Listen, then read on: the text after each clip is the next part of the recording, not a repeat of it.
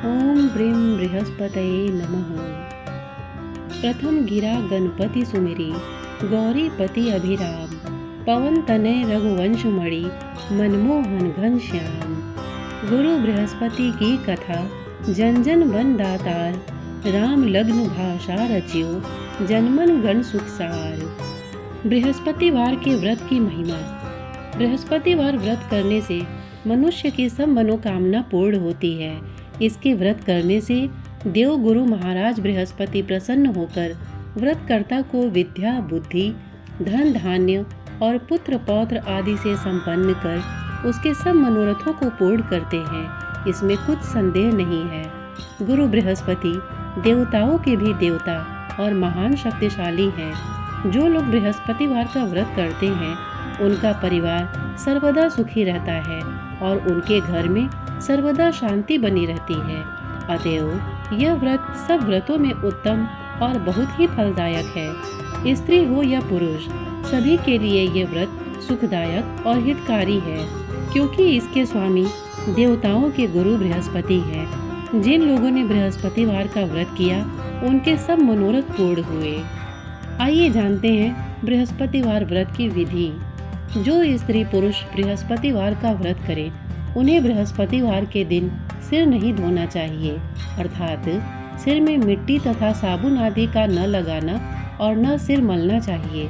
बृहस्पतिवार के व्रती को दिन में एक ही समय का आहार करना योग्य है।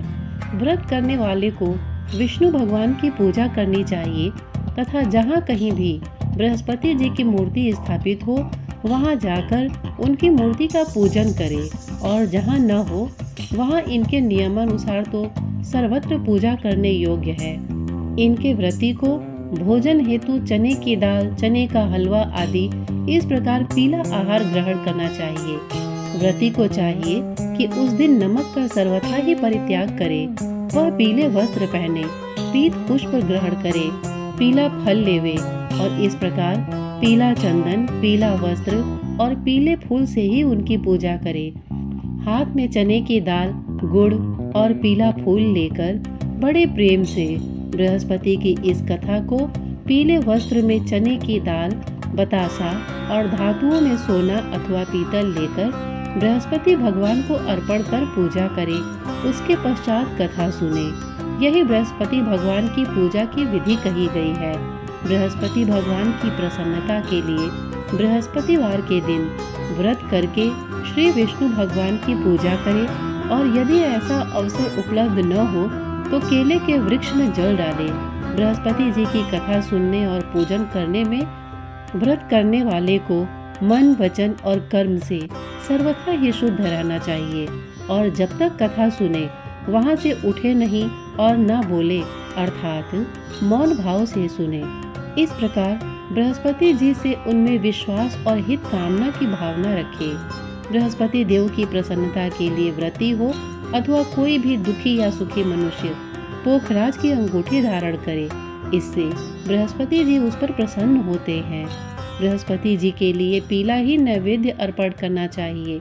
बृहस्पति व्रत रखकर स्नान आदि से निवृत्त हो इस कथा को सुने तथा सब पीली वस्तुओं से मूर्ति के न होने पर केले की पूजा करें। इस प्रकार बृहस्पति जी को पीला पेड़ा, गुड़, चने की दाल, पीला वस्त्र तथा पीला नैवेद्य अर्पण कर अपनी भलाई के लिए बृहस्पति का दर्शन कर उनसे प्रार्थना करें। लोगों में वही पीला प्रसाद वितरण करें। इसमें श्रद्धा भक्ति सहित जिसकी जितनी शक्ति हो उसके समान ही पूजन करें, तो इससे बृहस्पति भगवान प्रसन्न होते हैं।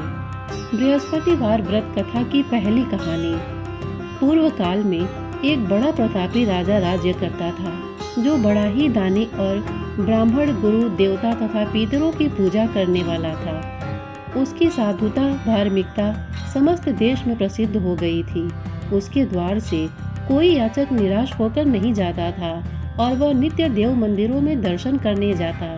प्रत्येक गुरुवार को वह बृहस्पति भगवान का व्रत रखकर पीले वस्त्र, पीले फल फूल और नैवेद्य आदि से उनकी पूजा करता हुआ दीन दुखियों की सहायता में सर्वदा तल्लीन रहा करता था।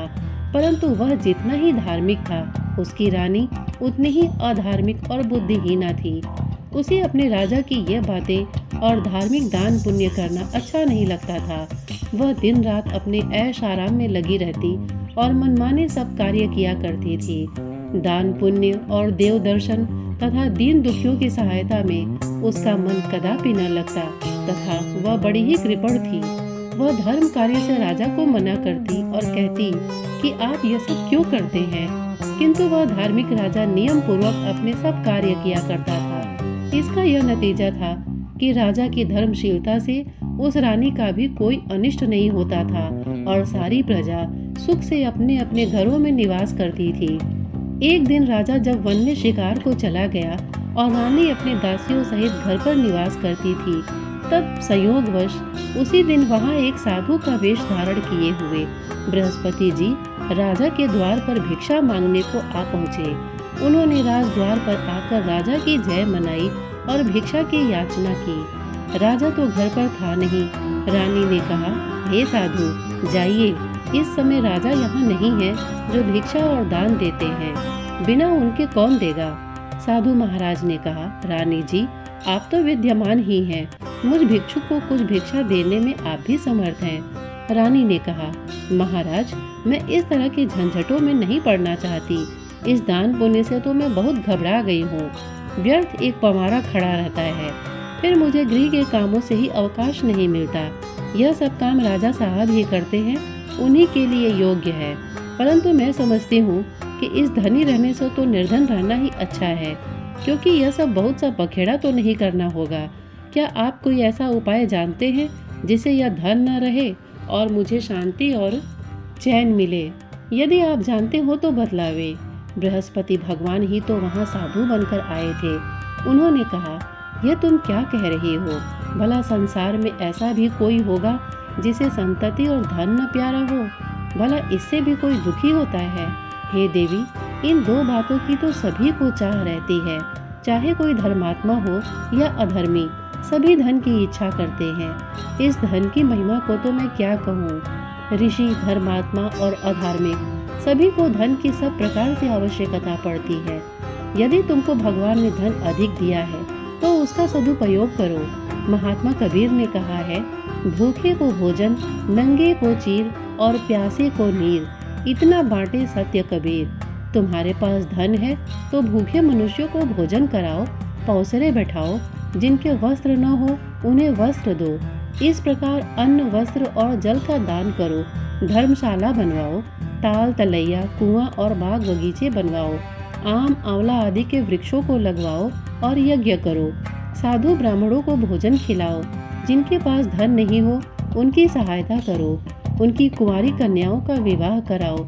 इस प्रकार कितने ही यहाँ दया आदि धर्म के कार्य हैं जिन्हें तुम कर सकती हो। यह क्या कहना है कि सब धन नष्ट हो जावे और मैं चैन की सांस लूं।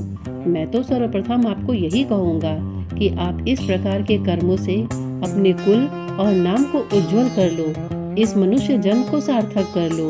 मनुष्य के अच्छे कर्म ही उसके लोक परलोक में सहायक होते हैं और अंत में जब शरीर त्याग करता है तब स्वर्ग को जाता है। वहाँ उसे नाना प्रकार के सुखों की प्राप्ति होती है। परंतु साधु महात्मा की इस बात का उस रानी पर कोई प्रभाव न पड़ा। उसने कहा, नहीं महाराज, मुझे इतना धन नहीं चाहिए जिसे मैं इतना यत्न करके उठाऊं और रखूं तथा उसे फिर दान दे डालूं, अथवा आपने जो कहा इतना पाखंड करो। मुझे तो यूं ही समय नहीं मिलता और सारा समय इसी में नष्ट हो जाता है। महात्मा ने फिर कहा, हे देवी, बड़े दुख की बात है जो तुम अपना ऐसा विचार प्रकट करती हो। अच्छा, यदि तुम्हारी यही इच्छा है तो सुनो। अब मैं तुम्हें जैसी युक्ति बतलाता हूँ वैसा ही करो, इससे तुम्हारी यह इच्छा पूर्ण हो जाएगी। बृहस्पतिवार के दिन तुम अपने सब घर को लिपवा दिया करो। स्नान करने के पहले अपने सिर के बालों को अच्छी तरह धोकर तब स्नान किया करो। तुम्हारा राजा बृहस्पतिवार के दिन बाल बनवाया करे और भोजन में मांस मदिरा का सेवन किया करे तथा धोबी को बुलाकर वस्त्रों को धुलने के लिए दिया करो।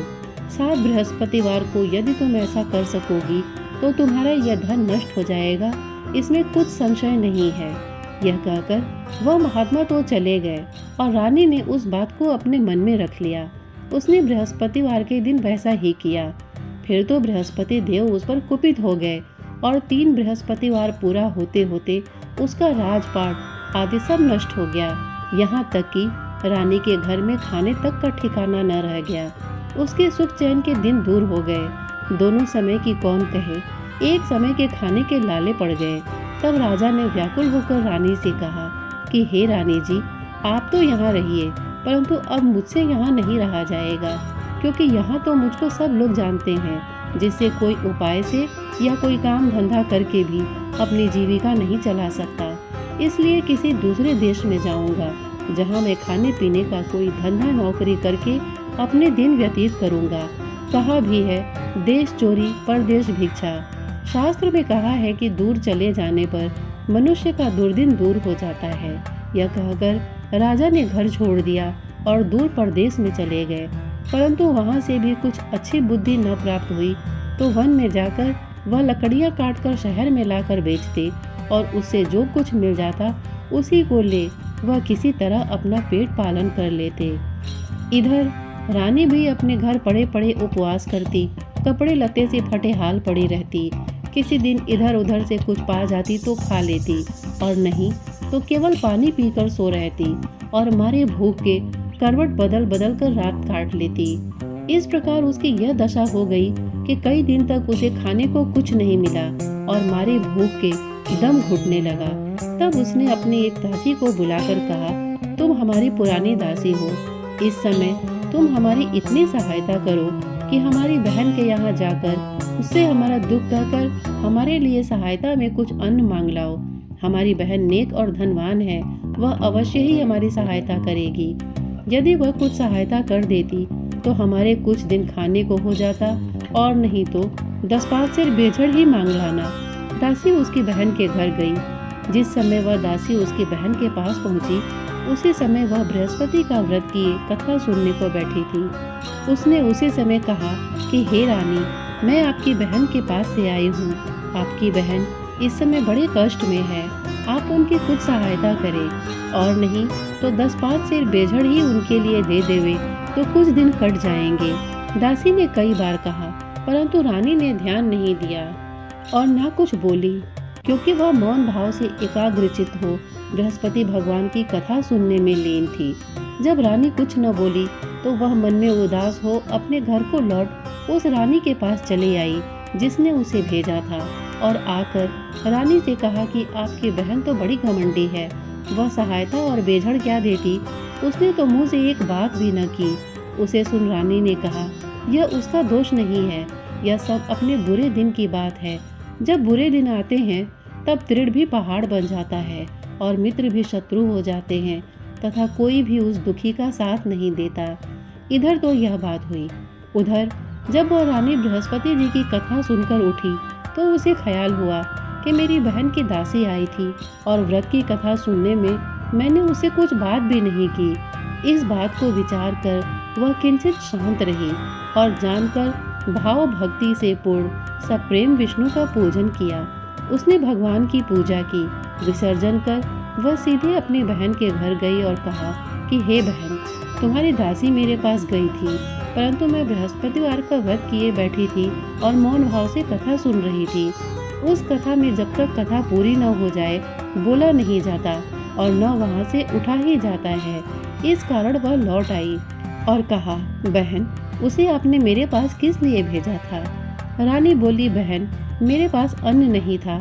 तुम तो जानती हो कि इधर हमारे घर की दशा बड़ी शोचनीय हो गई है, इसलिए मैंने दासी को तुम्हारे पास 5 सेर बेझड़ लेने के लिए भेजा था, परंतु वह खाली हाथ लौट आई। मैंने सोचा कि तुम किसी काम में फंसी होगी, जिससे दासी को यूं ही लौटा दिया होगा। रानी बोली, नहीं बहन, उसने तो मुझसे कुछ नहीं कहा था, परंतु यह क्या बात है? मैं तो समझती हूँ कि तुम्हारे घर में ही बेझड़ मौजूद है। तुम अपने घर में फिर देखो। अपनी बहन के ऐसा कहने पर रानी ने जब घर में जाकर देखा तो बेझड़ से भरा हुआ एक घड़ा मिल गया। अब तो वह रानी और बांदी बहुत ही खुश हुई। बांदी ने कहा, हे रानी, यूँ तो भोजन के अभाव में हम लोग नित्य ही व्रत करते हैं, इसलिए मेरी समझ में ये आता है कि यदि हम लोग इनसे यह व्रत विधि और कथा पूछ ले और किया भी करें तो कोई हानि नहीं है। रानी ने कहा, कोई हानि नहीं है, अवश्य ही पूछ लिया जाए। रानी ने अपनी बहन के समीप बैठकर पूछा कि हे बहन, बृहस्पति के व्रत का क्या विधान है और वह व्रत कैसे किया जाता है। उस धार्मिक रानी ने कहा, बहन, बृहस्पति भगवान की कथा में कोई विशेष झंझट नहीं करनी पड़ती। केवल चने की दाल और मुनक्का से विष्णु भगवान का केले की जड़ में पूजन करना चाहिए तथा वहाँ दीपदान भी करे, अर्थात दीपक जलावे। उस दिन पीला भोजन करे और कहानी सुने। ऐसा करने से गुरु बृहस्पति प्रसन्न होते हैं। उनकी प्रसन्नता से अन्न, धन और पुत्र की प्राप्ति होती है तथा मनुष्य की सब कामनाएं पूर्ण हो जाती हैं। यह सुन उस रानी और दासी दोनों ने निश्चय किया कि बृहस्पति का व्रत अवश्य करेंगे। जब 7 दिन के बाद बृहस्पति का दिन आया तो उन दोनों ने व्रत किया। तब चना और गुड़ कहाँ मिले, इसके लिए उन्होंने घुड़साल में प्रवेश किया और वहां से जाकर चना और गुड़ बीन कर ले आई और उस चने की दाल बीन कर गुड़ सहित जाकर केले की जड़ में विष्णु भगवान की पूजा की। इस प्रकार उन्होंने व्रत कर लिया, परंतु पीला भोजन कहाँ से प्राप्त हो। बेचारी रानी और दासी दोनों ही बड़ी दुखित हुई। परंतु व्रत के प्रभाव से भगवान बृहस्पति तो बड़े ही प्रसन्न थे, इसलिए थालों में पीला भोजन लिए भगवान स्वयं उपस्थित हुए और दासी को देकर बोले, यह तुम्हें और तुम्हारी रानी दोनों के लिए है, अब इसी को भोजन करना। दासी प्रसन्न हो वह भोजन रानी के पास ले गई और सब बातें कहकर भोजन दिया। बांदी और रानी दोनों ने बड़ी प्रसन्नता से भोजन किया। फिर तो वह हर बृहस्पतिवार को व्रत रखती और देवगुरु बृहस्पति के लिए भगवान विष्णु की पूजा करती। इस पूजा से वह फिर रानी हो गई। उसके घर में ज्यों के त्यों सारी संपदा भर गई और दासी भी बड़ी धनवान हो गई। परंतु ब्रह्मा के लेख और कर्म की रेखा को मिटाना बड़ा कठिन होता है। रानी फिर आलसी हो गई। तब दासी ने कहा, देखो रानी, तुम पहले भी इसी प्रकार आलस्य करती थी, जिससे सब कुछ नष्ट हो गया। बहुत परिश्रम के बाद तुम्हारे ये सुदिन लौटे हैं। अब फिर वही आलस्य न करो। दीन जनों को दान देकर सब पुण्य कर्म करो। भूखों को भोजन और प्यासों को पानी दो। पौसरे बिठाओ। ब्राह्मणों को दान, मान, सम्मान और भोजन दो। रानी ने फिर खूब सुकर्म किया और उसका यश फैल गया। वह अपने पति राजा के लिए चिंता में पड़ी कि राजा कैसे होंगे। उसने गुरु बृहस्पति से राजा के मिलने की प्रार्थना की। भगवान ने रात्रि में राजा को स्वप्न दिया। राजा प्रातः काल होते ही अपने देश को चला। मार्ग में उसकी बृहस्पति से भेंट हो गई। उन्होंने राजा से अपना व्रत करने को कहा। व्रत में चने की दाल, गुड़ और केले के वृक्ष में भगवान विष्णु की पूजा करने को कहा। राजा ने कहा, मैं तो लकड़हारे का काम करता हूँ, इतना पैसा कहाँ पाऊंगा जो यह सब विधि विधान से करूंगा। साधु के वेश में आए बृहस्पति ने कहा, अगले बृहस्पतिवार को व्रत करके तुम देखो तो सही, तुमको रोज से दुगुना धन मिलेगा। एक और कहानी। पूर्व काल में एक बड़ा ही गरीब ब्राह्मण था। उसको कोई संतान न थी, कारण कि उसकी स्त्री बड़ी मलिन स्वभाव की थी। प्रातः सोकर उठते ही वह सर्वप्रथम भोजन करती, फिर दूसरा कार्य करती। यह देखकर वह ब्राह्मण बड़ा दुखी रहता। कुछ समय बाद उसकी स्त्री को एक कन्या उत्पन्न हुई। वह कन्या एक कन्या रत्न थी।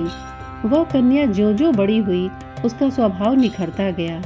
नित्य प्रातः उठते ही नित्य कर्म, स्नान आदि करती और भगवान विष्णु की पूजा के साथ प्रति बृहस्पतिवार को गुरु बृहस्पति का व्रत भी किया करती थी। जब वह विद्यालय में पढ़ने जाती तो अपने हाथ में एक मुट्ठी जौ भर के ले जाती और मार्ग में डाल देती। उसके सब जौ सोने के हो जाते और जब वह पढ़कर लौटती तो उन्हें बीन कर अपने घर ले आती थी। एक दिन वह बालिका जौओं को सूप में रखकर फटकने लगी। तब उसकी माँ ने कहा, बेटी, सोने के जौओं को फटकने के लिए सोने का सूप भी होना चाहिए। उसके दूसरे बृहस्पति का दिन पड़ता था।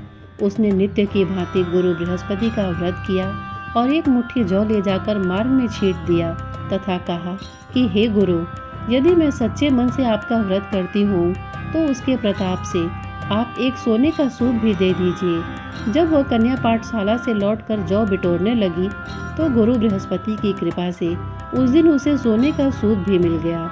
दूसरे दिन जब वह कन्या सोने के सूप में उन सोने के जौओं को फटक रही थी तो उस शहर का राजकुमार उधर से आ निकला। वह उस कन्या को देख और उसके रूप, शील एवं गुणों को देखकर उस पर मोहित हो गया और अपने घर पर आकर बीमारी का बहाना करके लेट गया। जब यह समाचार उसके पिता को मिला तब रानी ने आकर उससे उसकी बीमारी का कारण पूछा तो राजकुमार ने बताया कि मुझे कोई रोग या कष्ट नहीं है, मैं केवल यही चाहता हूँ कि जो राजकन्या सोने के जवों को सोने के सूप में फटक रही थी उससे मेरा विवाह हो जाए।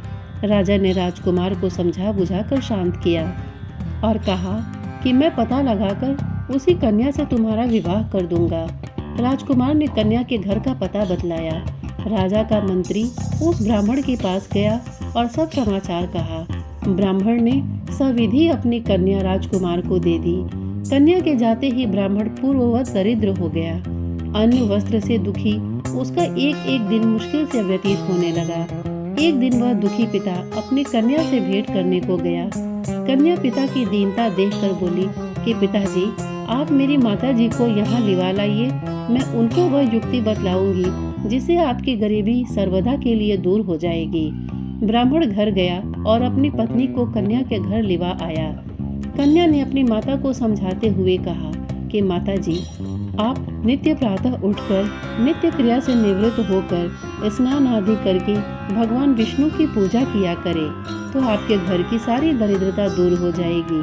परंतु उसने ध्यान नहीं दिया और पहले के भांति उठकर बच्चों का जूठन खा लेती थी। यह सब सुनकर पुत्री को बड़ा दुख हुआ तो उसने जाकर अपनी माँ को काल कोठरी में बंद कर दिया और प्रातः निकालकर स्नान, पूजा पाठ आदि कराया। इससे उस ब्राह्मणी की बुद्धि ठीक हो गई और वह बृहस्पतिवार का व्रत करने लगी। बृहस्पति भगवान के व्रत से वह ब्राह्मण धनवान और सुखी हो गया तथा मरने पर वे पति पत्नी स्वर्ग के सुख को प्राप्त हुए। उधर वह राजा जो लकड़हारे का कार्य करके अपनी जीविका चलाता था और साधु महात्मा के कथन से जब बृहस्पति का व्रत किया तो उसके लकड़ी के व्यापार में दूना चौगुना लाभ होने लगा। परंतु किसी एक दो बृहस्पतिवार का व्रत उसने नहीं किया तो गुरु बृहस्पति की नाराजगी से उसे बड़ा कष्ट हुआ। उस दिन उस नगर के राजा ने यज्ञ किया जिसमें उसने यह घोषणा कर दी कि कोई मनुष्य अपने घर भोजन न करे, न अग्नि जलावे, सभी मेरे घर आकर भोजन करे। जो इस आज्ञा का पालन नहीं करेगा उसे फांसी पर लटका दिया जाएगा। राजआज्ञा से सभी भोजन करने को गए। यही एक लकड़हारा कुछ देर से पहुंचा, इसलिए राजा उसे अपने साथ घर लिवा गए और जब भोजन करा रहे थे तो रानी की दृष्टि खूंटी पर पड़ी जिस पर नौलखा हार लटका हुआ था, वह न दिखा। रानी ने सोचा कि इसी मनुष्य ने हार चुरा लिया है। फिर उसी समय उसको जेल खाने में डाल दिया गया। जब राजा जेल खाने में गया तो विचार करने लगा कि यह तो न जाने मेरे किस जन्म का दुष्कर्म था जिससे मुझे यह दुख प्राप्त हुआ। उसी समय बृहस्पति जी साधु के वेश में उसके समक्ष आए और कहा कि तुमने बृहस्पति जी का व्रत नहीं किया, इसी से तुमको यह दुख प्राप्त हुआ है। खैर, अब कल ही बृहस्पतिवार है, इसी जेल खाने के फाटक पर तुमको पड़ा हुआ 4 पैसा मिलेगा, उसी से तुम व्रत कर लेना। और उधर राजा को स्वप्न दिया कि हे राजा, तुमने जिस व्यक्ति को जेल खाने में भेजा है वह सर्वथा निर्दोष है और वह राजा है, उसको छोड़ दो। रानी का हार उसी खूंटी पर है, यदि नहीं छोड़ोगे तो तुम्हारा राज्य नष्ट हो जाएगा। राजा ने स्वप्न देखकर सवेरे उठकर देखा तो हार खूंटी पर दिखाई दिया। उसे देखकर राजा ने प्रसन्न होकर लकड़हारे को बुलाकर क्षमा मांगी तथा उसे राजा के योग्य सुंदर वस्त्र आभूषण देकर विदा किया। राजा अपने नगर को चला गया। जब वहां पहुंचा तो क्या देखता है कि अब तो यहाँ सब सुख छाया हुआ है। चलते चलते वह घर पर आए। यहाँ रानी ने राजा के स्वागतार्थ पहले से ही बांदी को द्वार पर भेज दिया था। बांदी बड़े स्वागत से राजा को महल में लिवा ले गई। राजा ने क्रुद्ध होकर रानी से पूछा, यह धन वैभव तुमको किस प्रकार मिल गया? उसने कहा, यह सब गुरु बृहस्पति के व्रत करने की महिमा है। राजा ने कहा, बड़ी अच्छी बात है, अब मैं यह व्रत नियम पूर्वक करूँगा। और यहाँ तक कि सर्वदा राजा के दुपट्टे में चने की दाल बंधी रहती थी और दिन में 3 बार गुरु महाराज की कहानी कहा करता था। एक दिन वह राजा घोड़े पर सवार होकर अपनी बहन के घर उसे देखने चला। मार्ग में उसने देखा कि एक मुर्दे को लेकर कुछ लोग स्मशान को जा रहे हैं। राजा ने कहा, अरे भाइयों, जरा ठहर जाओ और बृहस्पति भगवान की कथा सुन लो। उसे सुन उन सबों को बहुत आश्चर्य हुआ, परंतु राजा ने कह सुनकर सबको रोक लिया और कहानी आरंभ की। जब कहानी आधी पहुंची तो मुर्दा हिलने लगा और कहानी ज्यों ही समाप्त हुई कि वह राम राम कह के उठ खड़ा हुआ। राजा वहां से आगे बढ़ा तो एक किसान जो हल जोत रहा था, राजा ने उसे कहानी सुनानी चाहिए तो उसने कहा, वाह, मैं अपना हल चलाऊं कि तुम्हारी कहानी सुनूं। राजा ज्यों ही आगे बढ़ा कि उसके हल के बैलों में से एक बैल पछाड़ खाकर गिर पड़ा और उसके पेट में भयंकर दर्द होने लगा। उसी समय उसकी माँ उसके जलपान के लिए जो रोटी और पानी लेकर आई तो उसके पेट में दर्द होता पाया और जब पूछा तो बेटे ने सब बात कह सुनाई। बुढ़िया ने दौड़कर उस घोड़सवार राजा को बुलाया और कहा कि मैं आपकी कहानी सुनूंगी, मुझे सुनाओ। राजा बुढ़िया के खेत पर कहानी सुनाने को लौट आया और जो ही कहानी कहने लगा कि उस किसान का बैल उठ खड़ा हुआ तथा किसान के पेट का दर्द भी बंद हो गया। राजा अपने बहन के घर आया। बहन ने उनका बड़ा स्वागत किया। समाचारों के आदान प्रदान तथा परस्पर वार्तालाप करते हुए सुख से सोकर सबने रात्रि व्यतीत की। दूसरे दिन सवेरा होने पर राजा उठा तथा अन्य सभी लोग उठकर अपने अपने कामकाज में लगे। तब राजा, जो गुरु बृहस्पति का बड़ा ही भक्त था, उसने अपनी बहन से कहा कि हे बहन, बृहस्पति की कथा किसी ऐसे मनुष्य को सुनाना चाहता हूँ जिसने भोजन न किया हो। बहन ने कहा, भैया, यहाँ बहुत तड़के ही सब लोग भोजन कर लेते हैं, फिर भी मैं तलाश करती हूँ। उसने देखा कि पड़ोस में जो कुम्हार रहता है उसका बेटा बहुत बीमार था, जिससे 3 दिन से उसके घर वालों ने मारे दुख के भोजन नहीं किया था। रानी ने कुम्हार से कहा कि तुम मेरे भाई से गुरु बृहस्पति की कहानी सुन लो, क्योंकि तुम लोगों ने अभी तक भोजन जलपान कुछ भी नहीं किया है। कुम्हार ने कहा, ठीक है। राजा से कहानी सुनने को आया। राजा ने उसके घर जाकर बृहस्पति की कहानी सुनाई। उसके प्रताप से उसके लड़के की सारी बीमारी दूर हो गई और उसे आराम हो गया। लोग राजा से प्रार्थना करने लगे।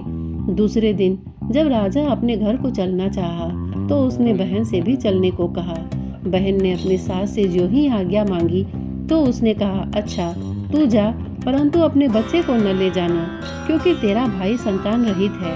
तब बहन ने अपने भाई से कहा कि भैया, मैं तो चलूंगी, परंतु मेरे बच्चे लोग नहीं जा सकेंगे, क्योंकि माता जी की आज्ञा नहीं है। राजा बोला, जब बच्चे ही नहीं जाएंगे तब तुम ही चलकर क्या करोगी। निराश राजा अपने घर को लौट आया और राजा ने अपनी रानी से कहा कि मैं संतानहीन हूँ, जिससे सभी लोग मुझसे परहेज करते हैं।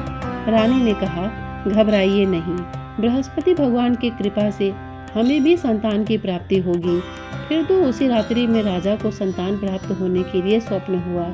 रानी गर्भवती हुई और ठीक 9वें महीने में उसे पुत्र की प्राप्ति हुई।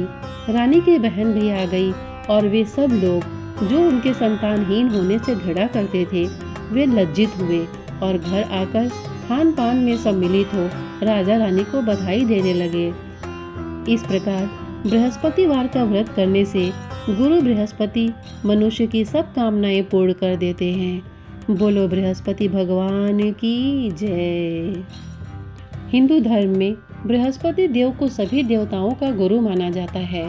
गुरुवार के व्रत में व्रत कथा सुनने के बाद बृहस्पति देव की आरती करने का विधान माना जाता है। गुरु बृहस्पति देव की आरती। जय बृहस्पति देवा, ओम जय बृहस्पति देवा। छिन छिन भोग लगाऊं, कदली फल मेवा। ओम जय बृहस्पति देवा। तुम पूर्ण परमात्मा, तुम अंतर्यामी, जगत पिता जगदीश्वर, तुम सबके स्वामी। ओम जय बृहस्पति देवा। चरणामृत निज निर्मल, सब पातक हरता, सकल मनोरथ दायक, कृपा करो भरता। ओम जय बृहस्पति देवा। तन मन धन अर्पण कर, जो जन शरण पड़े, प्रभु प्रकट तब होकर आकर द्वार खड़े। ओम जय बृहस्पति देवा, दीन दयाल दयानिधि, भक्तन हितकारी, पाप दोष सब हरता, भव बंधन हारी। ओम जय बृहस्पति देवा, सकल मनोरथ दायक, सब संशय हारी, विषय विकार मिटाओ, संतन सुखकारी। ओम जय बृहस्पति देवा, जो कोई आरती तेरी प्रेम सहित गावे, जेठानंद आनंद कर सो निश्चय पावे। ओम जय बृहस्पति देवा, जय बृहस्पति देवा, ओम जय बृहस्पति देवा। छिन छिन भोग लगाओ, कदली फल मेवा। ओम जय बृहस्पति देवा। सब बोलो विष्णु भगवान की जय, बोलो बृहस्पति देव भगवान की जय। श्रोतागण, इतने धैर्य से इसे सुनने के लिए आपने अपना बहुमूल्य समय दिया, इसके लिए आपका बहुत बहुत धन्यवाद। नमस्कार।